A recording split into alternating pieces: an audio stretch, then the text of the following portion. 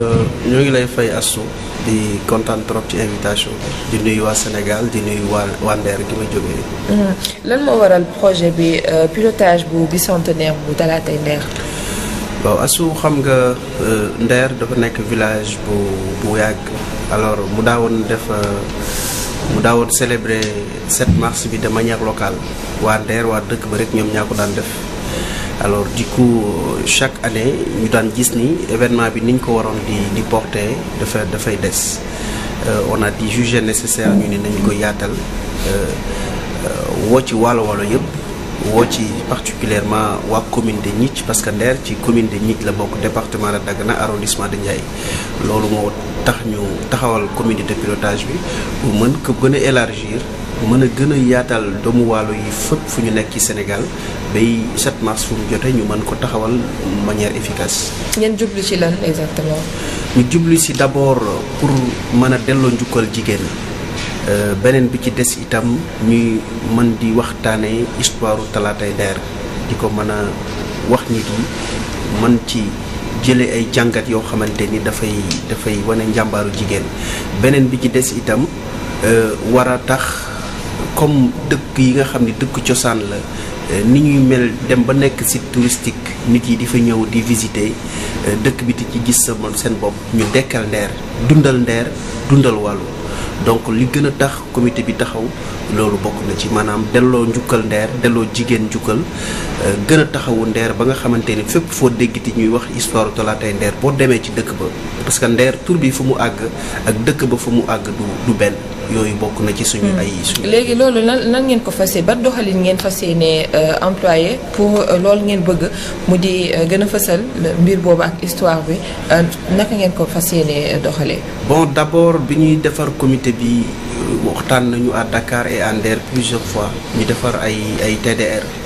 ci TDR yooyu am na plan d'action yu bëre yu ñu fas yéene def yoo xamante ni soit. suñu ay liggéey bopp la wala ay partenariat wala état du Sénégal wala waalo yi de manière générale donc commencé woon nañ ko ci 2020 bi fi Covid 19 bi ñëw ci 2021 bi kenn defu ko 2021 alors 2022 bi la ñu commencé déjà bi ñu commencé comité bi rek la direction du patrimoine bâti ñëw na Nder ba commencé fa defar case ba nar fa def benn musée bu mag boo xamante ni dañuy jël site boobu def ko site touristique donc déjà loolu la ñu fas yéene def li nga xamante ni liggéey ci ak waalo yi liggéey ci ak suñu xam-xam ak suñu doole après nag talal loxo partenaires yi ak état du Sénégal ak képp koo xamante ni rek histoire Talatay Nder yitteel na la pour mu mën a dox. tey bu ñu taxawee ci histoire boobu naka nga gisee célébration bi ak surtout conservation li nga xamante ni moom moo di boobule histoire ak ci biir ci Sénégal c'est-à-dire tolluwaay bi yéen naka ngeen ko gisee par rapport ak compréhension bi ci sénégalais yi am ak surtout génération bi nga xamante ni ñoom ñoo fi nekk jamono ji anam bi nga xamante ni ñoom ñi ngi koy amee perception ci boobule histoire bu Nder. bon man dama jàpp ni Sénégal yi perception biñ ci am bu baax la parce que koo dégg mu wax rek dafa naan tey la waalo ay waaye réew la woon jigéenu Nder jàmbaar ju man góor donc man jàpp naa ni Sénégal yi histoire Talatay Nder boobu noonu jëlee nañ ko tiré nañ ci ay leçons yoo xam ni wane na njàmbaaru jigéen. wane na dignité wane na bravoure wane na lépp mais niñ ko war a jëmmalee moo des parce que wax naa ko ci plateau yu bëri ma ne état du Sénégal daf ko war a gën a renforcer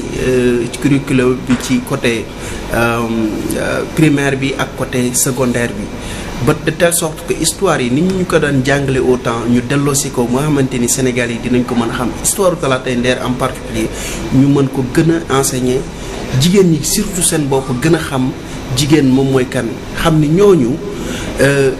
dañoo taaloon seen bopp ngir bañ doon jàmm tey jii bu ñu jàppee loolu ñu def noonu pour résister face à l'oppression am naa yaakaar ni lu bëri njàngat yu bëri dina ci mën a génn mais de manière générale Sénégal yi perception bu ñu ci am perception bu positive la parce que ku ci wax rek da nga naan jigéen ju man góor ñaari loxoy takk sër ñaari loxoy takk tubéy donc ku ci wax itam da nga naan les femmes de Nder nangam donc du coup njàngat bu am solo la ci sénégalais njàngat donc loolu duñ def lu dul rafetlu ko. yéen a ngi xalaat au niveau international également def ci bay ci seen waar ci wàllu woowu ba itam histoire bi ni gën a am mu gën a yaatu c'est-à-dire ci ni nga ko jàngate fii ci biir Sénégal comme ni nga ko waxee mu nekk même chose au niveau international. oui loolu ñu ngi ciy xalaat bu baax déjà ci comité bi am na ñu nga xamante ni ay femmes de la diaspora lañ am na góor yu nekk au niveau de la diaspora ñoo ngi ciy liggéey am nañ comité boo xam ne am nañu comment dirais-je commission boo xamante ni côté diaspora la gën a accentué wu fas yéene nañ ci liggéey loolu nag pour ñu gën ko mën a doxal il faut que état du Sénégal jàppale ñu parce que ñun doléance yi nga xamante ni bëgg nañ ko état du Sénégal jàppale ñu mooy déjà journée 7 mars bi ñu def ko journée nationale de la femme au Sénégal de telle sorte que chaque année fu 7 mars jotee Sénégalais yëpp seen xel day dem ci Nder et en ce moment day yomb trop pour ñu jël histoire bi gën ko génnee ci Sénégal parce que à RFI ay yeneen écrivains yoo xamante ni man mës naa leen a contacter bi ma nekk au lycée comme ay écrivains yoo bind nañ ci Talatay Nder wax ci boo demee internet di nga ko gis alors ñooñu ndegam ñooñu ñoo ciy bind waxuma la ak ñun donc état du Sénégal ñun particularité bi ñu ko gën a xaar mooy 7 mars bi mu def ko journée nationale de la femme gën ñu dooleel ba nga xam ni dinañu mën a génnee xeex bi parce que doomu Nder yi ñu ngi fépp ci àdduna fépp foo dem ci àdduna dañ naan la samay maam Nder la ñu bokk muy ci Afrique muy ci Europe muy ci Amérique fu mu mën ci doon da ngay dégg ay doomu Nder ñi ngi foofu donc c'est cela que nous comptons faire gën a jëmmal histoire bi ba nga xam ni dootul yem ci Sénégal mais fépp 7 mars fu mu jotee nit yi seen xel day dem ci Nder. mais gannaaw bi ñuy tiré enseignement ba noppi est-ce que gis nga ni parce que boobu yàgg na vers les années 1800 tey bu ñu ñëwaatee en 2022 àdduna di dox est-ce que yaa ngi gis ak yéen ñi nga xamante ni yéen nekk ci comité de pilotage boobu noonu yéen a ngi gis même jikko yi en 2022 genre yooyu est-ce que yaakaar ngeen ni dina au Sénégal. au Sénégal bien sûr. waaw xam nga. àdduna ak foofu aussi bien sûr en particulier. waaye xam nga àdduna dafa gudd tànk alors mais ñi doon baax démb ba léegi ñi baax li wolof yi naan fu ndox doon taa ba léegi boo demee fekk fa tepp-tepp loolu lu am la certes am na ay brebis galeuses mais jigéenu Sénégal jigéen ñu jàmbaare lañu jigéen ñu gëm seen bopp lañu. du ñàkk nag di nga gis groupe boo gis di nga gis ñu ci ay perte mais man sama conception ak sama gis-gis bu ma ko jàngatee ci Nder gi nga xam ne fa laa dëkk man dama gis ni jigéen ñooñu 1820 ñoom ñi ngi Nder ba léegi parce que lu ñu doon bañ démb moom la ñuy bañ ba tey lu ñu doon def démb moom la ñuy def ba tey maanaam ci lu baax ñu ngi ay jullit lañu ay jaamu yàlla lañu ay góor lañu ay bañkat lañu te ñu ngi yor seen dignité ba keroog ñuy sàngoo suuf donc man su ma ko jëlee déjà def particule bi au niveau de Nder. ci Waalo foofu ci Waalo. damay gis ni jigéenu Waalo 1820 boo demee Waalo ba léegi di nga ko fa fekk te am naa yaakaar ni li nekk ci Waalo mu nekk ci Sénégal ndax jigéenu Waalo boo demee Touba Mame Diarra Bousso mi ngi fa boo demee Tivaouane Waalo la Mame Fawade Weli nga dem Casamance Aliou Sitoé Diatta donc dama jàpp ni histoire Talatay Nder bi dafa gën a fës rek mais jigéen Sénégal am nañ jigéen ñu am valeur te buñ ko jëlee ci bañ bi jël ko ci diine ak côté buñ ko mën jëlee rek am nañ ay royukaay yoo xam ne buñ ci toppee teg ci seen tànk gis naa ni loolu du mës a changer. tey ñuy célébrer 8 mars 8 mars c'est international 7 mars Sénégal moo ko moom tey naka ngeen gisee ñaari journée yooyu nga xamante ni du ma ne chevauchement la am mais dafa mel ni am na quand même mbir yoo xam ne nduróole nañ ko wala yéen jàpp nga ni am na différence par rapport ak ni ñu koy célébrer. bon man jàpp ma ni am na différence parce que 8 mars ñun ku jàng école di nga jàpp 8 mars journée mondiale de la femme. alors dafa gën a siiw Talatay Nder ma jàpp ni diggante 7 ak 8 dara xaju fa mais néanmoins Sénégal ñun dañu am suñu date xawma ndax tubaab yi ñoom ñoo jël ci 7 mars bi ñu def 8 mars wala nu mu demee mais daal li nga xam ni moo am solo ëpp solo mooy 8 mars c'est le monde entier bu koy fêter. te ñooñu ko doon féete amaana ay jigéen lañu ay bañkat lañu mais ñun bay sawewu tànk dañoo gis ni ñun li tax ñuy wax jigéen jëmal jigéen génnee valeurs yi nga xamante ni ñooñu noonu 8 mars li tax ñu def ko ñun am nañ ko fii ci Sénégal. am nañ ko ci Sénégal ci talaatay ndeer am nañ ko ci Sénégal ci yeneen jigéen ñi nga xam ne xàmmee nañ leen ràññee nañ leen ci seen jàmbaar ak seen kii. moo tax nag ñuy wax Sénégal état du Sénégal mu dimbale ñu dugal 7 mars ci agenda culturel du Sénégal ndax loolu dina gën a tax ñu xam ni 8 mars bi. maanaam feneen lañ ko jëlee woon mais boo demee à côté du 8 mars am na 7 mars boo xam ne ay histoire bu tragique la ay femmes yu taal seen bopp ngir bañ doon jàmm ñoom ñoo tax ñu seen mu nekk un 7 mars 1820 donc loolu moo tax man différence bi trop gisuma ko parce que ñee jigéen ñu doon bañ la ñii jigéen ñu doon bañ la mais bii suñu propre histoire la ñun ñoo ko moom jëlewuñ ko feneen donc am na ñoo xamante ni ci Sénégal peut-être ñàkk dugal histoire talaatay ndeer bi ci njàng bu ndaw bi ak au niveau du collège de manière approfondie moo tax daanaka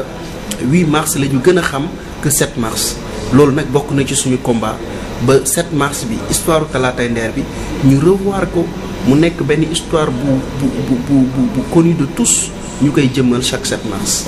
ñàkkul ni am na loo ñu mën a wax ci noo gisee droit de la femme ci Sénégal parce que ñu ngi ci 8 mars ak international tey ñun bu ñu defee taxaw seetlu ci Sénégal ak yelleefu jigéen ñi pour yow tolluwaay bi naka la demee fan la toll. moi je pense que parité bu mu duggee Sénégal bëriwul yàggul noonu mais Sénégal jox nañu jigéen gëddëm. xëy na nag comme ni ma ko waxee léegi am na groupe boo gis am na ay brebis galeuses man dama jàpp ni état du Sénégal war na gën a taxawaat bu baax jigéen ñi seen bopp gën a jox seen bopp gëdd parce que ëw de nu mu la gisee rek noonu la lay ëwee man dama jàpp ni jigéen ñi dañoo war a gën a gëm seen bopp gëm nañ seen bopp mais dañu war a gën a gëm seen bopp gën a jàng muy ci diine ci nasaraan ak leneen de ce fait que bis bu ñu demee ba taxaw ci lu nga xamante ni ay poste de responsabilité la ay poste yoo xamante ni dañ fa war a dogal jigéen bu fa taxawee wax kenn du wax kii jigéen la dañuy wax kii borom xam-xam la dañuy wax kii borom jikko yu baax la dañuy wax kii borom jom la donc man dama jàpp ni xeexu jigéen ñi ñoo ko war a gën a xeexal seen bopp de ce fait que góor yi fekk si leen si. xeex boobu nag mënul dem lu àndul ak xam-xam xeex boobu mënul dem lu àndul ak valeur xeex boobu mënul dem lu dul àndul ak jom ak dignité. donc man jàpp naa ni Sénégal vraiment tuuti luñ fi jigéen ndax man mii di wax ak yow góor laa te histoire talaatay ndeer bi ma nekk di xeex ni ay jigéen ñoo ko defoon. et justement seen comité de pilotage bi ñan ñoo ci ne parce que ñun góor la ñu gis yow la ñu gis et ñi ngi wax waxu talaatay ndeer ñu xam ni ay jigéen la. oui am nañu comité bi am na coordonnatrice. maa ngi koy saluer de passage madame Diallo man maay secrétaire général u comité de pilotage bi am na ay commission yoo xamante ne ay jigéen ñoo ko jiite mais peut-être disponibilité bi moo tax ma ñëw teew fii pour wax ci au nom du comité et wax au nom de Nder. donc comité bi noonu la configuré am ya ay jigéen rek daana bëri na ay jigéen mais ba comme ni ma waxee tout à l'heure il faut que jigéen ñi gën a taxaw jigéen ñi gën a jëmmal seen bopp jigéen ñi gën a am benn parce que taxawaay boo xamante ni véritablement lépp loo xamante ni ñoom ñoo koy xeex dañ koy xeex pour jigéen mën fa toog xeexal ko boppam. ñu lay remercier bu baax Ousmane Thioye bàyyi la nga tàggoo rapidement ak téléspectateurs. waaw Astou maa ngi kontaan trop ci sa invitation bi may nuyu waa Nder di leen jaajëfal ci journée démb bi mu nekk journée bu am solo ñu commémorer rek. ci façon boo xamante ni façon bu rafet la malgré yéex nañoo jóg yéex nañoo taxaw mais véritablement Nder def nañu benn bloc ànd ak wàllu yëpp ñu fete ko. alors may lancer un appel au président de la République que mu jàppale waa Nder parce que Nder dafa nekk village historique nekk village bu mag boo xam ni tur bi dafa yaatu te Nder pour nga dem fa c'est un problème yoon bi dafa bon Nder amul ndox. ay robinet mbedd moo fa am Nder courant bi fa am Astou lakk fay lakkul fay moo fa am Nder nekk dëkku cosaan nekk ci commune de Gnith war a apporter Sénégal lu rëy war a apporter Waalo lu rëy donc moo tax ci côté boobu lay embrayé wax président de la république ñu ngi koy talal loxo wax ko nañu jàppale 7 mars mu def ko journée nationale de la femme à l'honneur des femmes de Nder. beneen bi ci des itam côté santé mu jàppale Nder parce que Nder ci commune de Gnith la bokk nekk ci zone boo xam ni engrosé plus de 14-15 villages benn case de santé la am ñu bëgg mu tabax benn poste de santé au niveau de cette zone à Nder ba nga xamante ni santé bi dina donc maa ngi lay sant di la gërëm di wax bonne fête à toutes les femmes du Sénégal et du monde. Bonne fête à toutes les femmes de Nder et ma très chère épouse. Merci beaucoup di la jaajëfal bu baax a baax Ousmane Thioye donc moom nekk ci comité de pilotage bu bicentenaire bu Nder boobu nga xamante ni ñu ngi fàttali rek jigéenu waalo yooyu nga xamante ni ñoom ñoo taaloon seen bopp pour pouvoir donc échapper à ñooñu nga xam ne ñooñu bëggoon jàpp jàmm loolu moo nekkoon deuxième partie bi dinañ leen tegal benn reportage tout de suite ci li nga xamante ni moom la ñu dem fekki fële ca Pikine ci benn quartier boo xamante ni jigéen ñi ràññee lañ leen fa loolu waaye nag parole bi dañ ko jox góor ñi ñoom ñu def témoignage ci anam bi nga xamante ni noonu la ñu gisee en tout cas jigéen ñi seen liggéey foofu seen taxawaay si gox ba léegi lay doon dañuy daal di def une pause dellu si waat